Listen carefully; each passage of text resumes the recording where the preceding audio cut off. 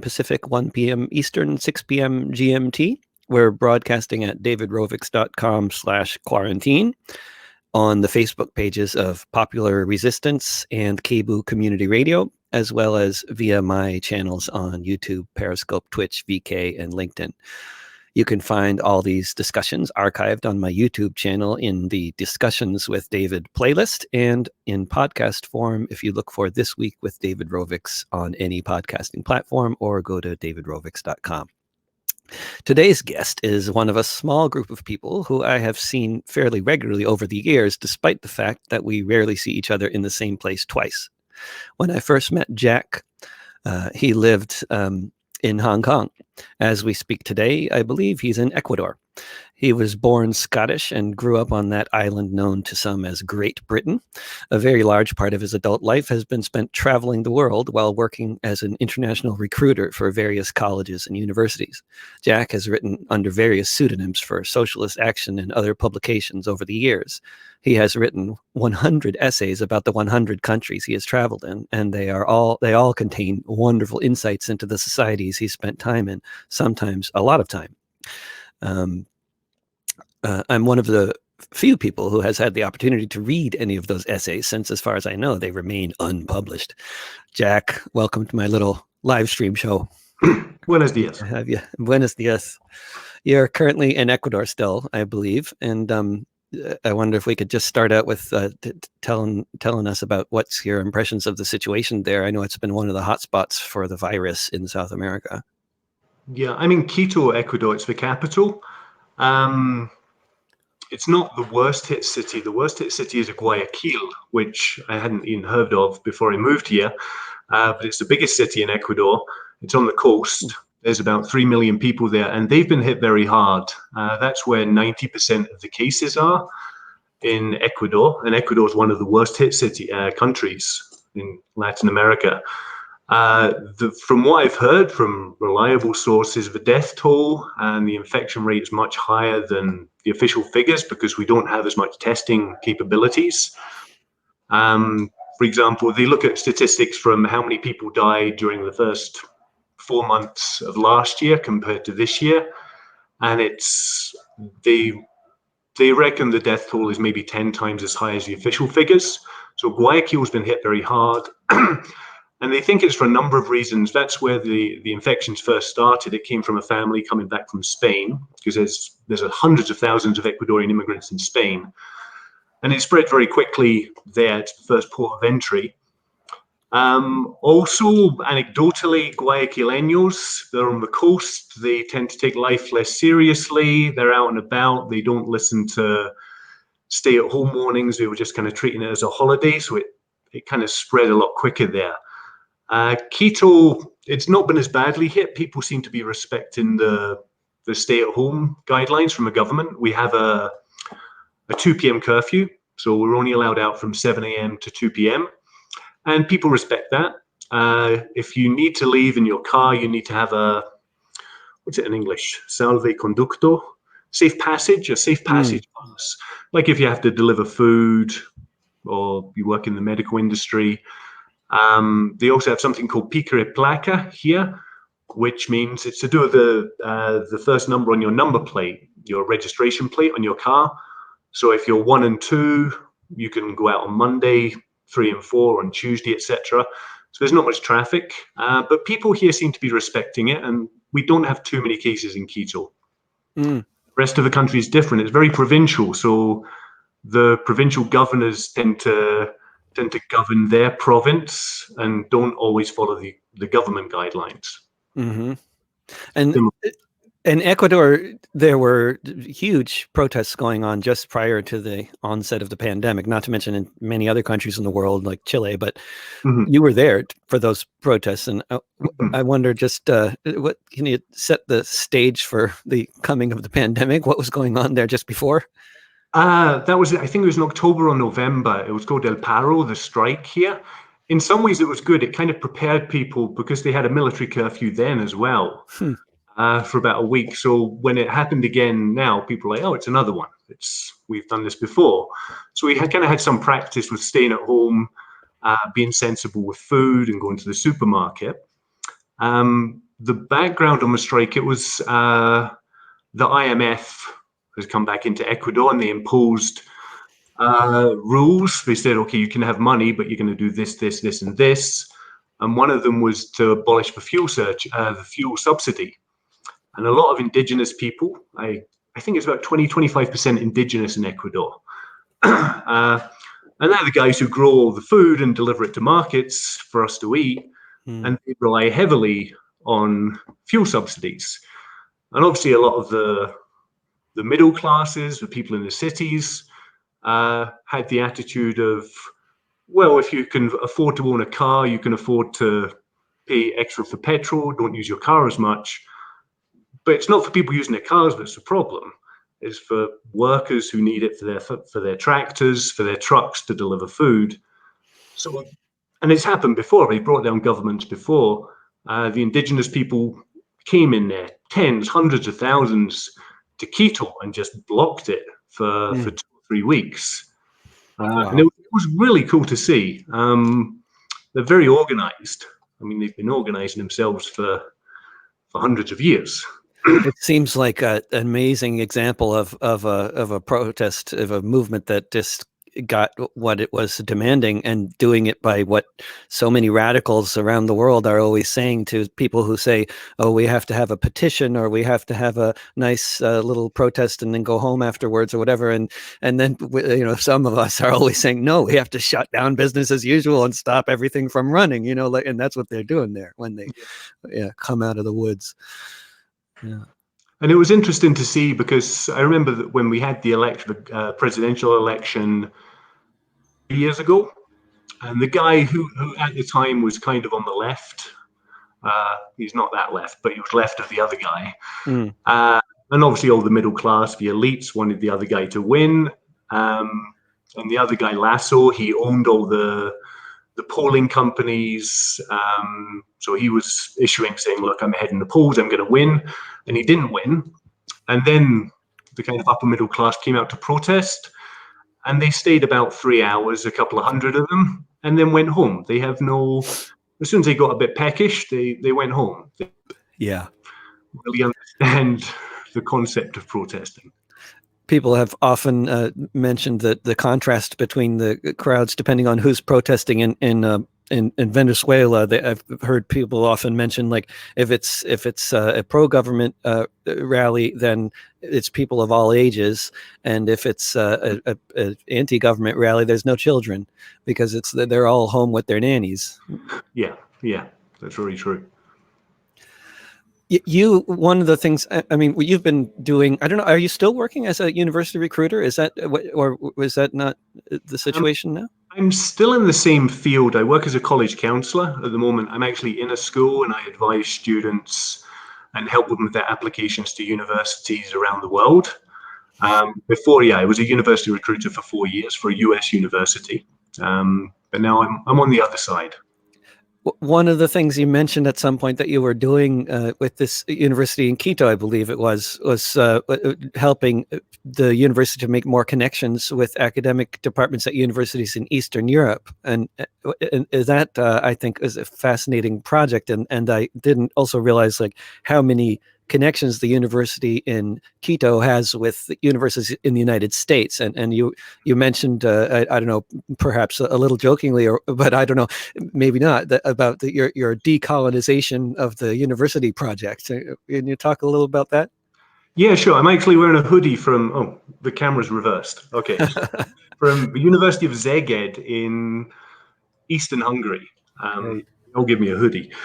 One thing I noticed amongst college counselors, there is a lot of educational imperialism. If you look at the main countries where international students tend to go or tend to apply, they're all either the main 5 colonial powers of Great Britain, France, Spain, Germany, and Holland, or they're the white colonial settlers countries like the US, Canada, Australia, New Zealand. So I found that interesting, and then I started investigating other countries like the Czech Republic, Poland, Hungary, and Eastern Europe.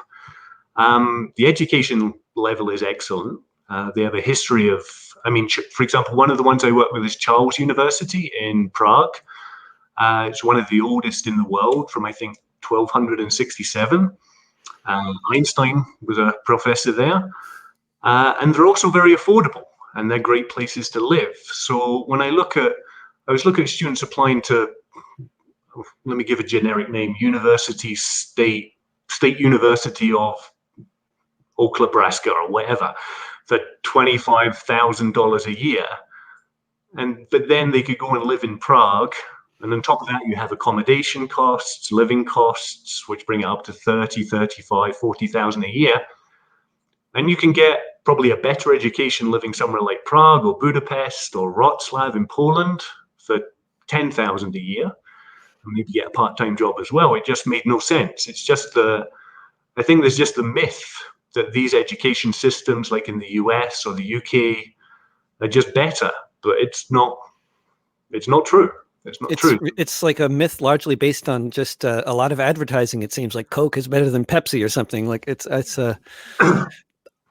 but do you know, have you been doing that, engaged with that kind of project long enough to know many students in Ecuador who actually have gone to study in Prague or Budapest, and what their experience was like? Or it's a little too early to in the process?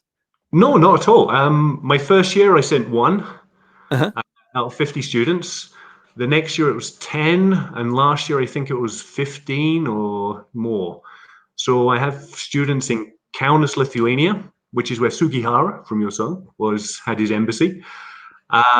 Prague, Brno in the Czech Republic, Budapest, Pest in Hungary, all over. And everybody's had good experiences studying in all those places? Because I mean, it's just for our audience, who is largely from Western Europe and North America, there's a lot of propaganda out there, true or false, about how unwelcome foreigners are in Eastern Europe. Yeah, I can talk about that as well. It's none of the students have come back. They all love it. They all tell their friends, like, you should come and stay here. Some of the students who did initially go to the US are now applying to go to Europe, especially the ones in Florida. It's not what they thought it was. So, and I can totally get it. I mean, if I was an 18-year-old kid and I had the chance to go and study in one of these cities, and it's not just that you're living in Prague or Budapest, you've traveled around Europe, you know how easy it is just to get on a train or a bus and be somewhere completely different in a few hours. So the education outside the classroom is vastly superior, with the different cultures they come into contact with, the museums, the culture, the history. So yeah, and the point about racism, we hear, especially Hungary, we hear a lot about Orban. Yeah, he's not a great guy.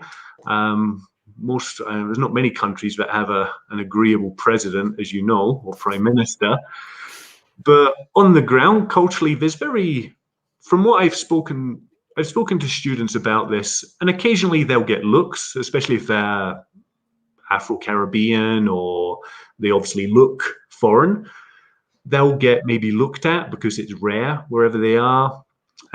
Maybe a few tuts or people being rude.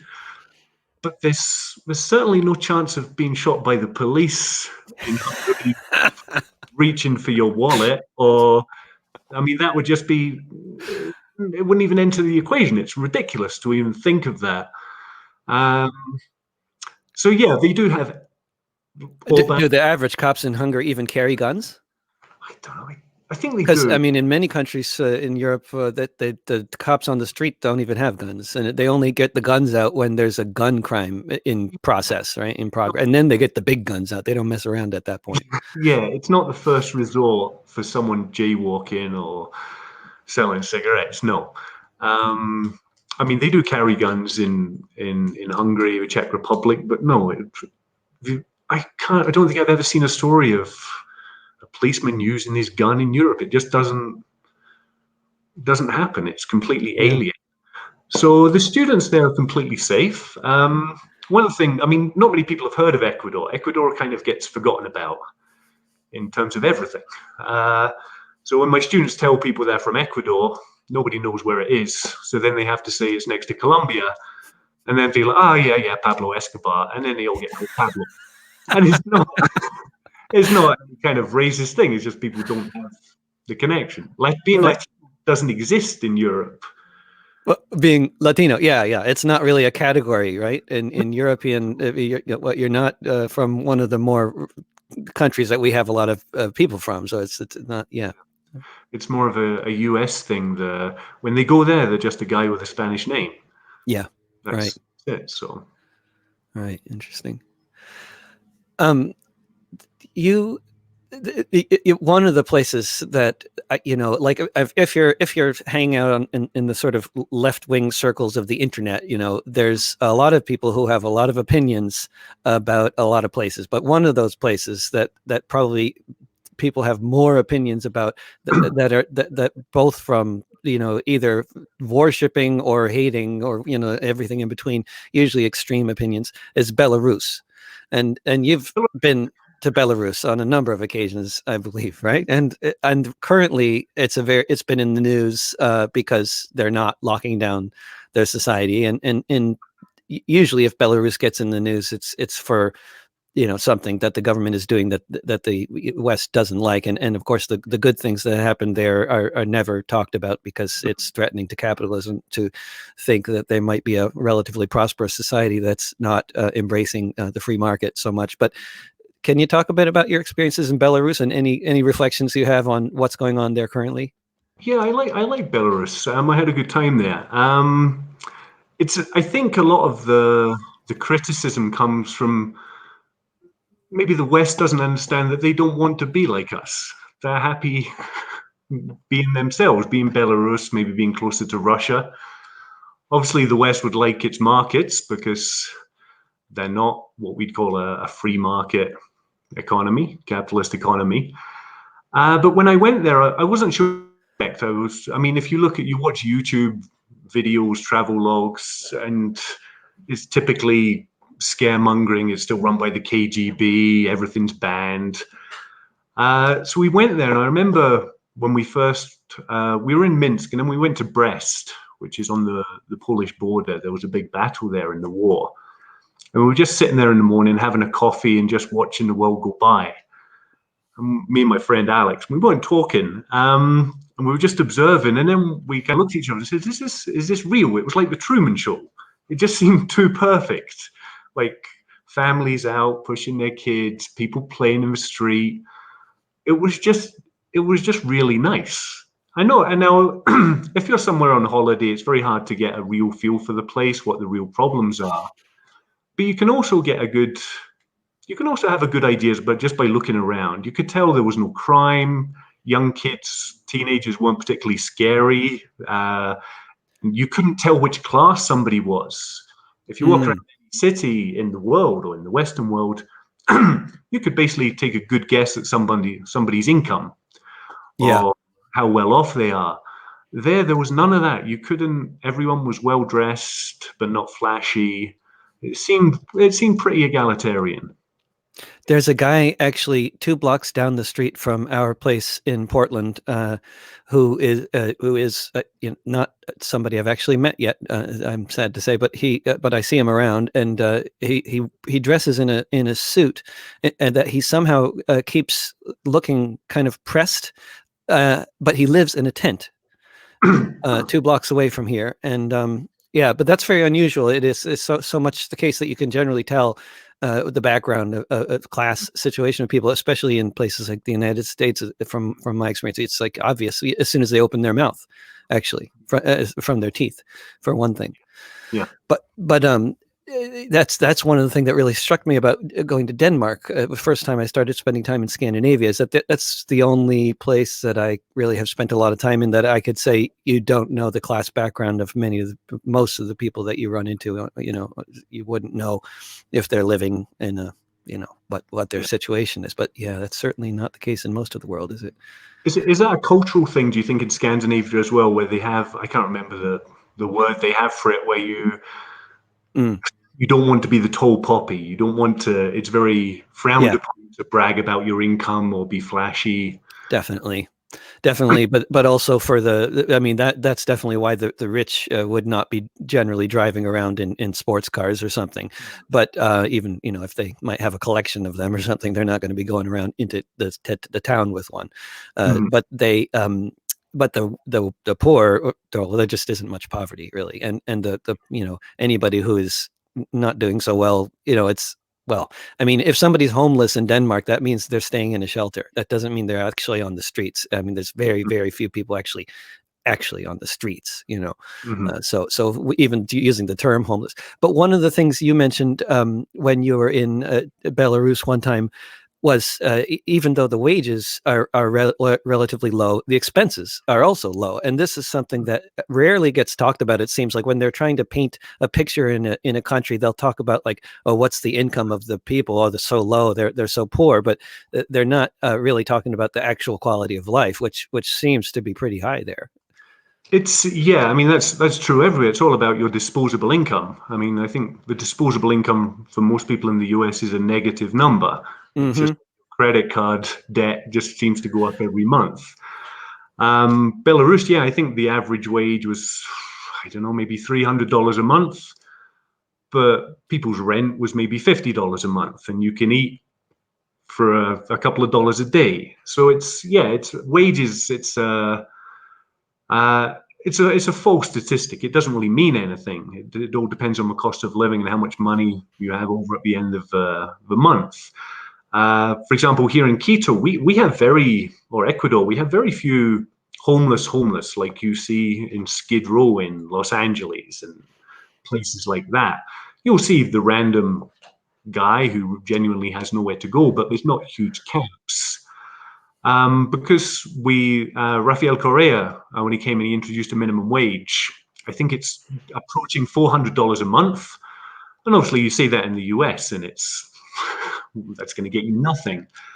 But you could get an apartment here in South Quito for $150 a month.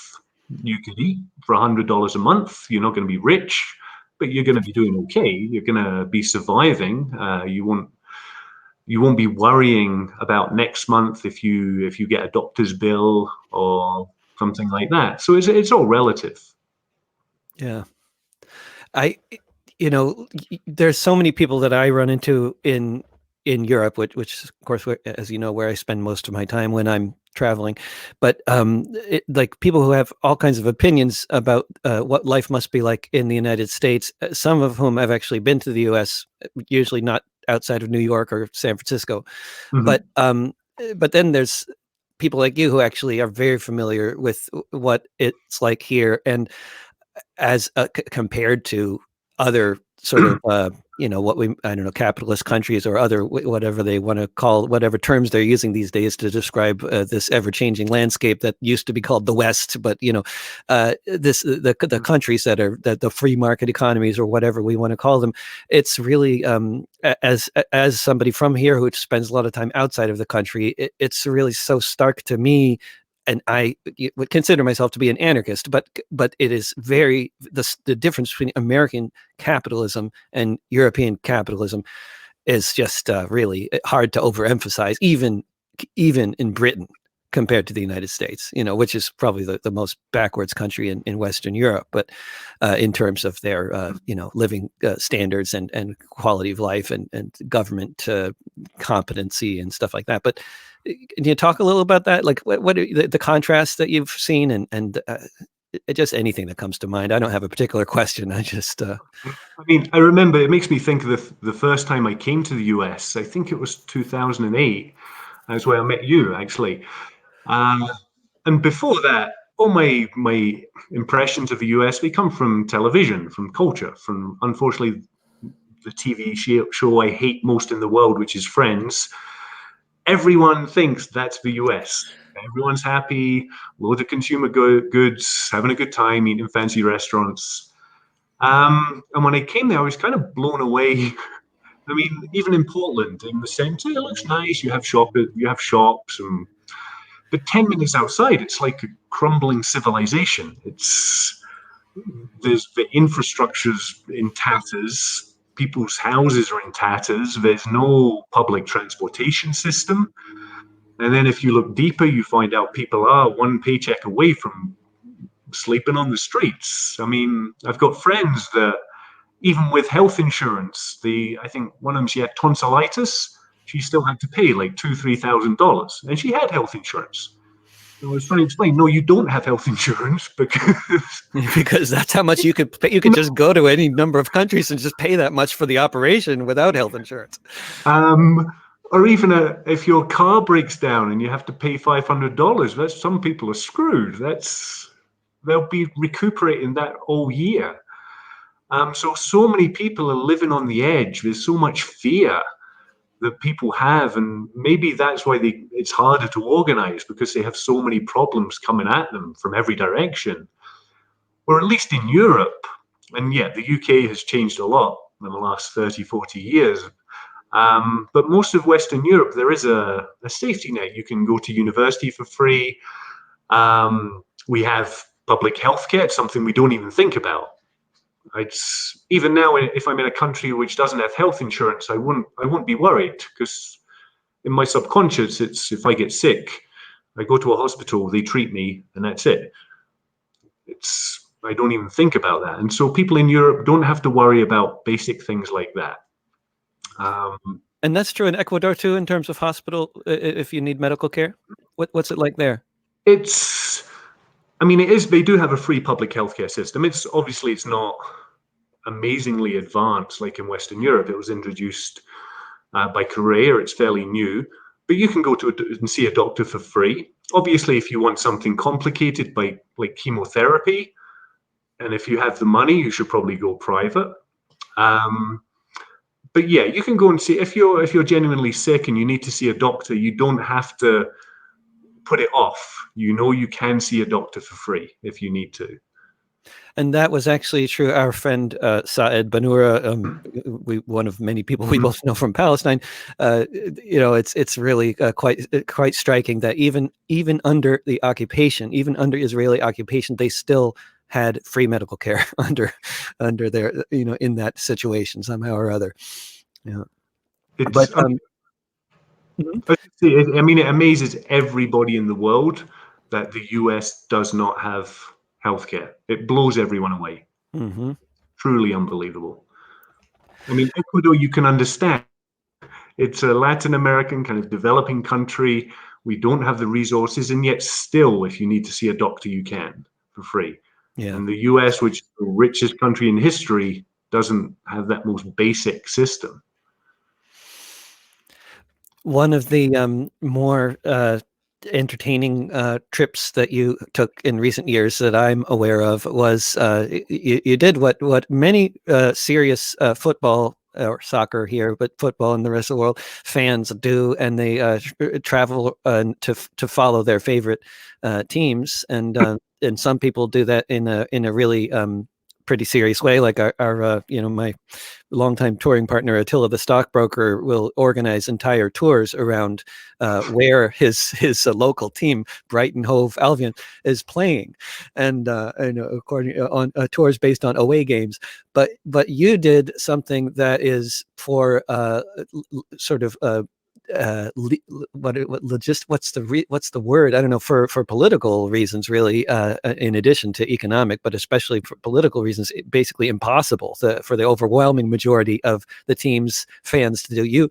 You went and traveled around and followed around the Palestinian national football team when they were touring in Australia, right?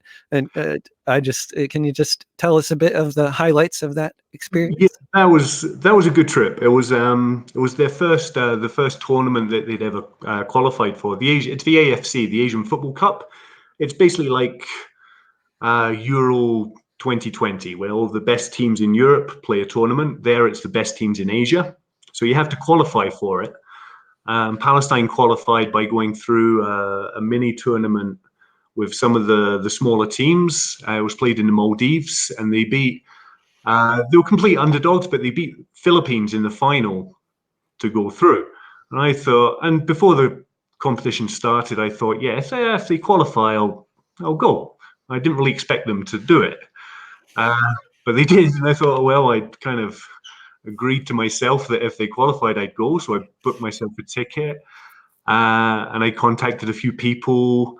They got knocked out in the first after the first few games. I mean, that was to be expected. The troubles that they have to go through just to train, just to leave the country.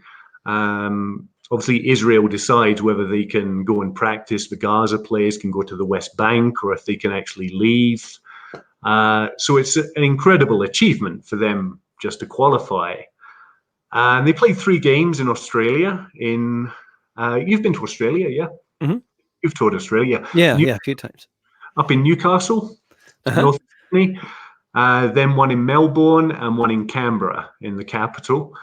I got to meet all the players, and the head of the Palestinian Football Association. I can't remember his name now. Jibril Rajoub. He used to be Yasser Arafat's number 2. He spent 15, 20 years in prison. Very serious looking guy. And I met him, and he was very happy that people had come from different places in the world to support the Palestinian football team. There were people there from Ireland, the UK, all over. Right. They lost to Japan in the first game. I think it was 4-0. That's kind of a cruel setup there. Japan has a very strong team. Last I checked. Yeah. Then they lost to Iraq 2-0. And they lost to Jordan, the Dead Sea Derby. They lost 5-1, but they did the first goal in any international tournament, and the crowd went wild. It was an amazing experience. You could celebrate the one goal at least, anyway. That's right. At least we got one goal. Yeah, but they'll be back. And you got a job in China? Is that? That's right. I'm moving to China. Well. Theoretically, or for sure? I mean, they're opening up in China with all the testing and everything. So that'll be, if you're moving to China, that'll be one of the few places in the world that will feel kind of normal, I imagine, compared to anywhere else. Yeah. I'm moving to Shenzhen in a couple of months to start in August. Shenzhen's just over the border from Hong Kong. I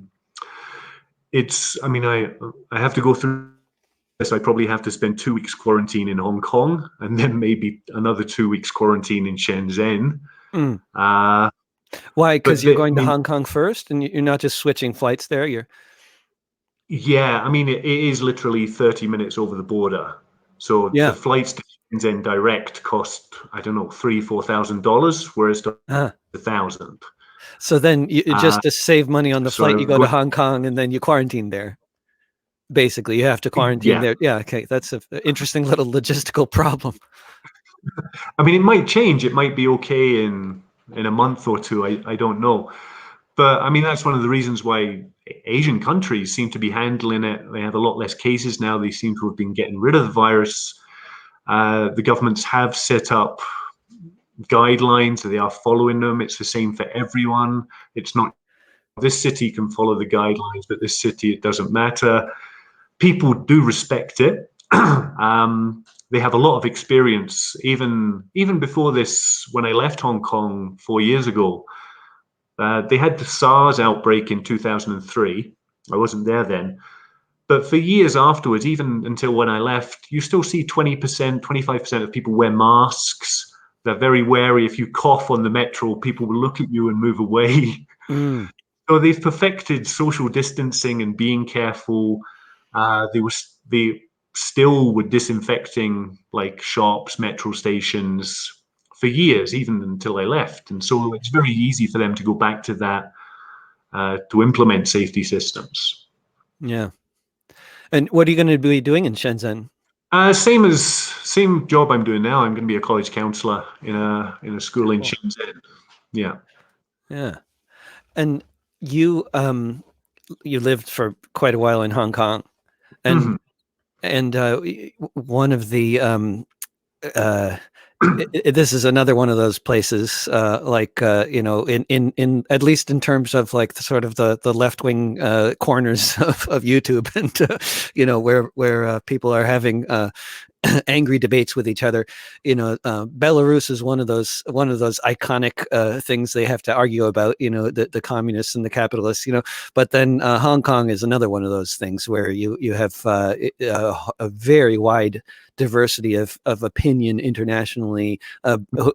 Generally, 99.9% people who have never been to Hong Kong, and they're but they have very strong opinions about the protest movement there, movements there, and what they're about, and who backs them or who doesn't back them, and what they're trying to achieve. And I wonder if you could just talk about what's been going on in Hong Kong over the past year or so. I mean, it's a huge question, really, but just in the past year, what's happening there? It's extremely complicated, and it changes every day. And to even focus on one thing, we'll be ignoring 10 things that are just as important. That's the problem generally with these interviews, though. Just just on a little aside, I mean, an hour actually is not very long, and even if we stuck to one subject, that's why books are really nice. You can really get into something in a book. But anyway, continue. But for example, the one thing, a big issue is universal suffrage. People want to freely elect their own leader of Hong Kong, but there's like a pool, and then Beijing will vet who you can vote for, which is pretty much like the US system, where the capitalists vet who you can have. You only have two parties as well in the US, and they vet which one it's going to be.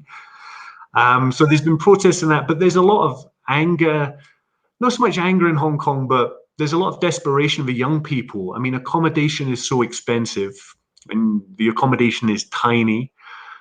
Jobs are very poorly paid. There's not much hope for young people. So, I mean, if you look at the protests, it is 90% university students or younger, or people in their early 20s. They just don't see much of a future for themselves. So they are protesting. I mean, there's a lot of other issues, and it's very fractured, the movements. I mean, you'll see, like, one of the news channels will show a couple of students holding US flags. China will say it's all funded by the US.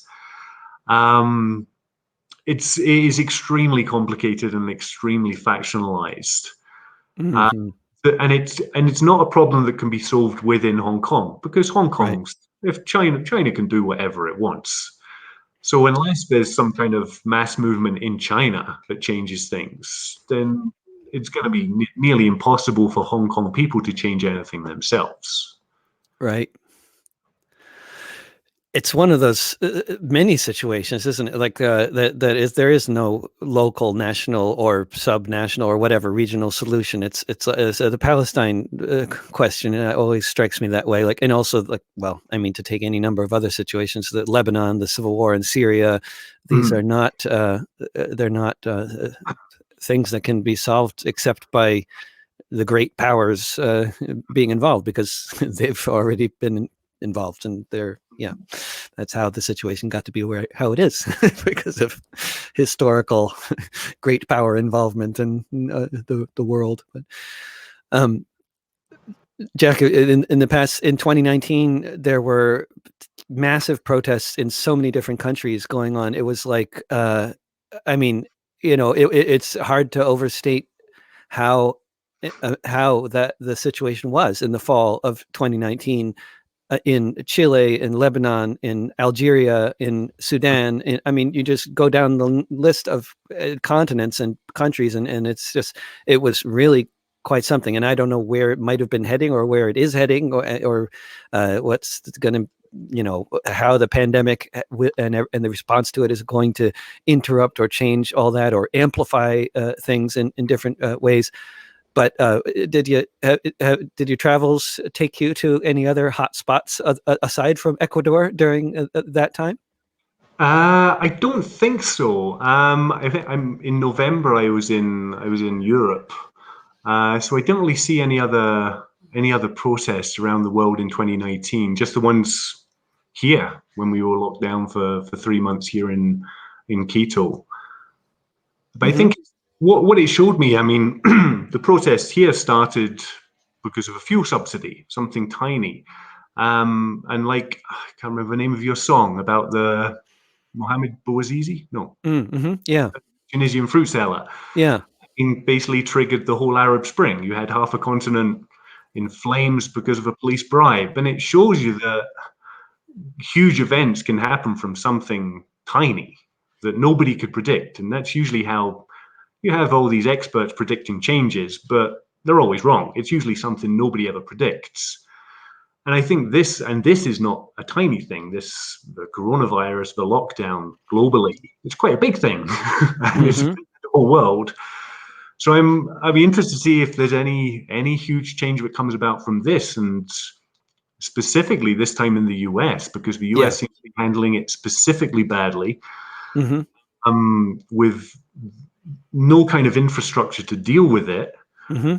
And what's going to happen in a couple of months when you have 40 million unemployed people who can't pay their rent, who are going to get sick, and because they don't have a job, they don't have health insurance, and they were before living day to day and just getting by, but now they've kind of fallen off the edge of the cliff, and they have nothing to lose. I mean, I don't know what the reaction is going to be if it gets that bad. Yeah, I don't either.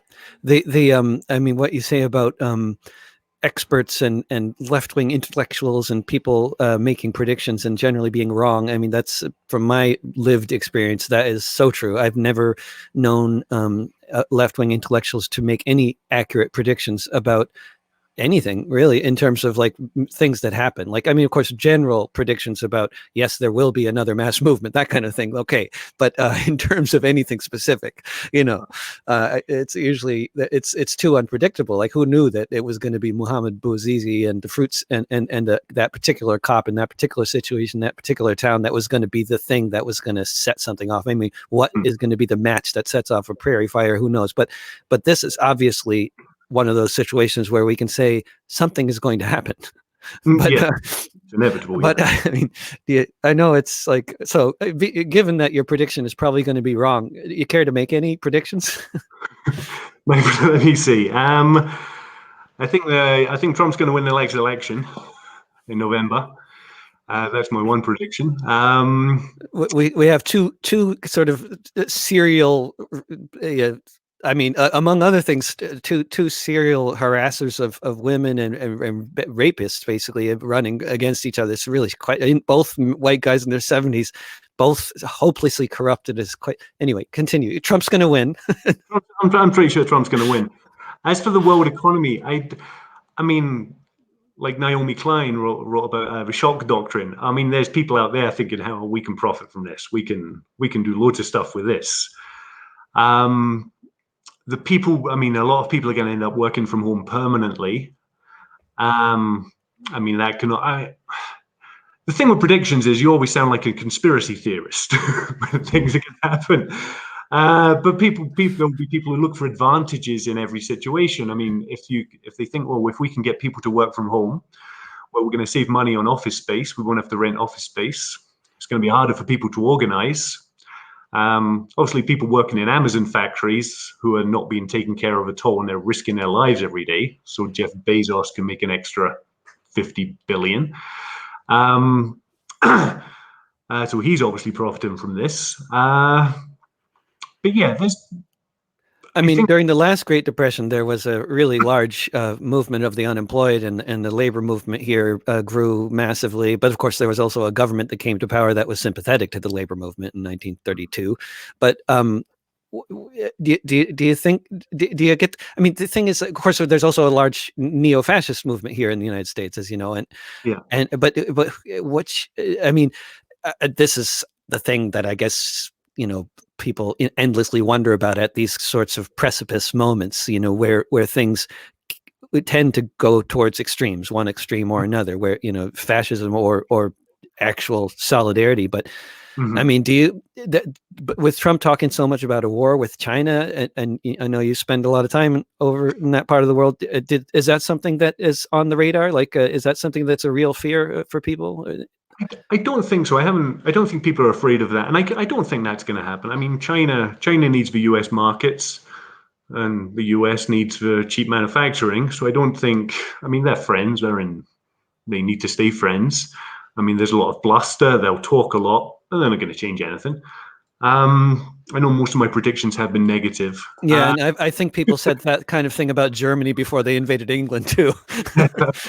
um, I mean, in the US, I can see. I don't know if it's going to be more of a political movement, more of an anarchist, but maybe not an anarchy situation where there are so many people. There's nothing for them to do. There's no safety net for them. And they're just going to say, okay, well, I can't pay rent. We're not going to pay rent. And the knock-on effects in every area of the economy, I can see it. Yeah, I can see it heading towards a Great Depression that could last 10 years. And then I wonder what happens with all the police coming to evict all the people that can't pay the rent, and when their relatives are also unable to pay the rent and also getting evicted. I wonder how that's going to play out. There's been so many situations historically where the authorities don't feel like they can trust their own police forces, but that's often not a problem because police often tend to be fascists in many different societies. It's a tendency. Those are the kind of people who are often attracted to the job in many different societies. I don't know if that's a universal thing, but it's certainly true here, and certainly true in Greece, where they've actually studied that. Because Yeah. yeah, it's a very interesting statistic in Greece with like only 7% of the society votes for the fascist party, but 50% of the police do. That's it. Yeah, is it Golden Dawn? Golden Dawn. Yeah. Golden Dawn, yeah, it's a scary name. Yeah. I mean, the thing I read the other day, I think they're talking about laying off police officers in some cities or states in the US because they don't have the money, which would be surprising because usually the police, especially whenever there's a problem, the governments take care of the police because they're going to need them to protect them when it all falls apart. Yeah, just getting rid of the police would be a really good way to avoid the problem of having to deal with mass evictions. Because if the police can't evict people because there aren't any, then that's that seems unlikely. But who knows? So yeah, all my predictions are negative. I'm not seeing anything positive at the moment, unless it's like when we have a complete collapse and we do have to change the way we live. Although the situation is making some countries look much better. Because who are dealing with it competently. And I think worth noting that they're not all in East Asia either. Some of them are other places like Cuba, which has, from what I've heard, done a great job of all kinds of tracing and testing, as well as producing some of the only medication with a Chinese company that is actually apparently effective potentially in AIDS, right? Their AIDS medicines, in Cuba that they developed, which may be related to this virus.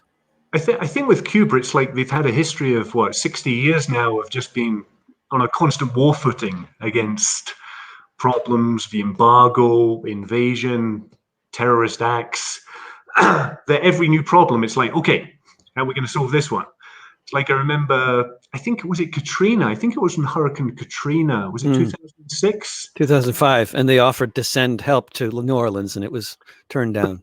But it hit Cuba before the week before, or it might be another one around the same time. Yeah.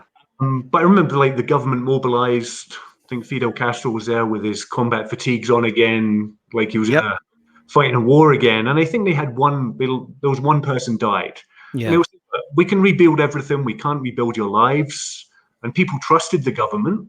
What they were told, they evacuated. So every time there is a crisis in Cuba, it's like, okay, we're gonna beat this one as well. It's they have a lot of experience of this kind of hardship. So yeah, they seem to handle it very well, much better than in the US. One of the I've been asking you before about Belarus, but one of the when I see your Instagram feed, which I follow very jealously, because I like to travel and you do even more traveling than I do, and you've spent a lot of time in the former Soviet countries. And and every time I see pictures that you're posting, I see why, because there's so much history and so much beauty. But I wonder if what is it about the former Soviet countries that keeps you coming back constantly over the course of many years? Yeah, I mean, I do.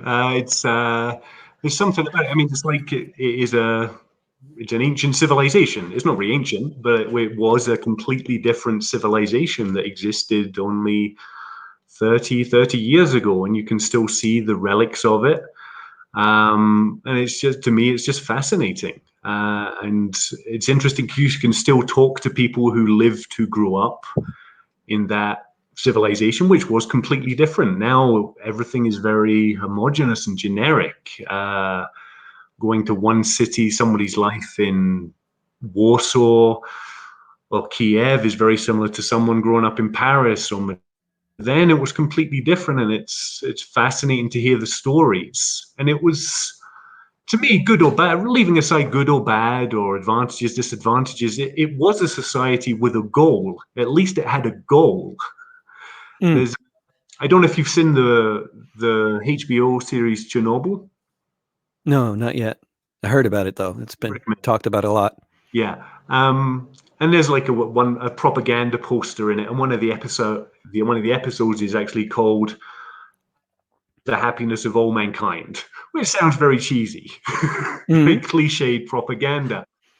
But it was there was a goal that, okay, we'll give everyone housing, we'll make sure everyone has healthcare, everyone can have an education if they want it, women will have access to healthcare, to reproductive rights. It had a genuinely noble goal. Whether it achieved it in some places or not, or how they achieved it, is another discussion. But it did have a goal. In society today, in the West, what's the goal? Yeah, right. Who knows? Yeah, it's just survive, get by, buy stuff. Or maybe they'd say that it would be wrong to have a goal because that would mean that there's something called society, and really we're just a collection of individuals. So why should we have a goal other than to be happy as individuals? Perhaps, and perhaps individual happiness is the goal in the West. I don't know. And then another reason I like going is for the memorials, for statues, the war monuments. It's kind of been forgotten about that. I mean, the role that the Soviet Union played in World War II and liberating Europe. If it wasn't for them, I mean, yeah, might be here, or Europe would have gone under, would have succumbed to fascism, and that seems to be forgotten about. So I like going there for the history as well. You know, I haven't traveled much in Eastern Europe, but when I did travel quite a bit around Eastern Germany when not that long after, when there were still more relics of the past around. And one of the things that struck me about the public art was how good it was. You know, so much of it was really, really beautiful stuff. Not at all like just the way it gets painted in the West as like yet another statue of Lenin or whatever. I mean, of course, yes, lots of statues of Lenin, but also all kinds of other great public art all over the place. Yeah. Definitely the mosaics. I'm fascinated by kind of socialist realism design, the architecture, because it basically they had a workforce and they wanted to keep everyone employed. And they wanted to try new things. So the architecture is very different. All the bus stops even were decorated with amazing mosaics because it didn't really cost anything. Needed to keep people employed. So there was never anyone looking at going, this is too expensive. When you're going to employ everybody like that and you're going to make sure everybody's employed, all the calculations change, don't they? Like one of the things that struck me, and I think would strike any American, especially listening to this program, was I heard an interview with, I don't remember who it was, some politicians in Stockholm, Sweden, and they were talking about how it made sense to heat the sidewalks. And the reason it made sense to heat the sidewalks was because it prevented people from falling and breaking their bones. And therefore, it saved money on hospital expenses. So when the government is paying for everything like that, and it's an actual functioning society, then you can make a calculation like that, and then it makes sense to heat the sidewalks. Yeah. I mean, there's a huge problem in the one major failing of, and it's not. I don't think it's designed. It's just a byproduct of so-called Western democracies with the elections. Nobody can plan more than 4 or 5 years ahead. Every guy just wants to get elected. So if they say this is going to be a huge advantage in 10 years, he doesn't care. Why would he care? He wants immediate results now. Right. Yeah. Yeah. Interesting. The 5-year plan is less relevant with the 2-year election cycle. Yeah, yeah. A friend of mine who lived for a time, I think it was in Moscow, from Texas, and he said like the apartment he was living in was a perfectly nice apartment with electricity, running water, and everything, and everybody he knew lived in other perfectly nice apartments like that, and they paid almost no rent. It was like 3% of your income you had to pay for rent was the charge, right? So but then he was wondering, just like, what happens if you don't pay the rent? Like, I mean, just, I know it's not much, but what happens? And so he was asking people in the local party branch, like, how does that work? And they said, well, there's an old lady basically who's going to come around and knock on your door and ask you to pay the rent. And then, well, what happens if you say no at that point? Well, she'll come back. And then what? Then what? Well, nothing. That's about it. They'll talk about you in a meeting, and somebody might say something bad about you, and then that's it, because you can't be evicted. No, that's a great Yeah. system. I mean, Yeah. there's no. I mean, I'm guessing in the US that the number of homeless is less than the number of vacant properties. Way less, and that's talked about in circles, advocacy circles, all the time. The number of vacant apartments in any given city is always way more than the number of homeless people, and of course the number of vacant hotel rooms during the pandemic. Yeah, they're almost all vacant. that in Nevada, they were making people sleep in parking lots when they had 1 million hotel rooms vacant. That's what they're doing right now, all over the country. In Santa Cruz, California, in one of the richest towns in the world, they're putting the homeless in on a parking lot in metal pens with a hygiene station, so called. Yeah, it's barbaric. Yeah, it also exposes the myth that when people argue about capitalism, they say capitalism is efficient. It's the most efficient system.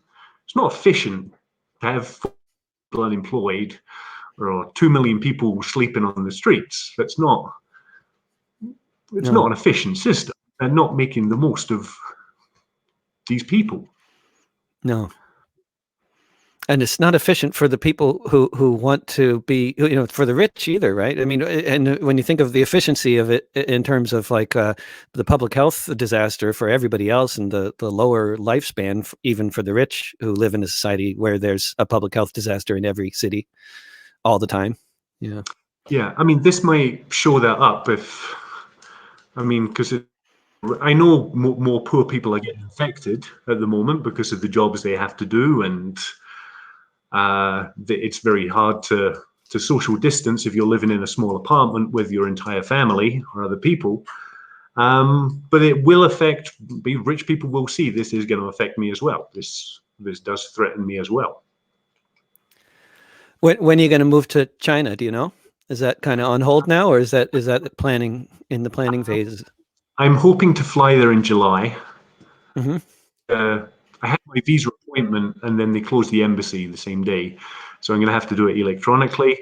But July, I should be in China to start work in beginning of August. Good. Yeah. Well, if I'm still quarantined here, then hope to interview you from China sometime in August. See what's going on there. Hope when I can travel to the US to drive up to see you again. Oh, that'd be great. Yeah, yeah. If you're open, if your country is still there, if your country still exists next year. If the country hasn't burned down by next year, and if the borders aren't, if we're not being, if they haven't canceled all the flights from all the other countries, they don't want Americans coming over and infecting them. Yeah. Jack, thanks so much for joining me for my live stream program. Gracias, David. Yeah, it's been a pleasure. See you again. Okay, see you later. Take care. You too. And that was Jack Muir in Quito, Ecuador. And I hope you've enjoyed our little discussion. And I'll be back tomorrow talking with my friend Chrissy Kirchhoffer from Missouri, who has had a fascinating life of activism and organizing and all sorts of things.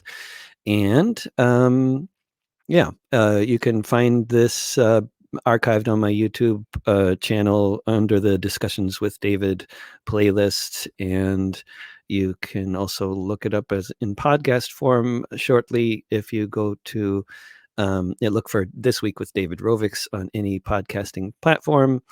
You can also find more broadcasts and other songs and playlists and things related to the virus at davidrovics.com/quarantine. And if you want to support my broadcasting efforts, then feel free to go to davidrovics.com/subscribe or patreon.com/davidrovics. And this has been another episode of Discussions with David. Thank you very much for joining us. See you again. Bye-bye.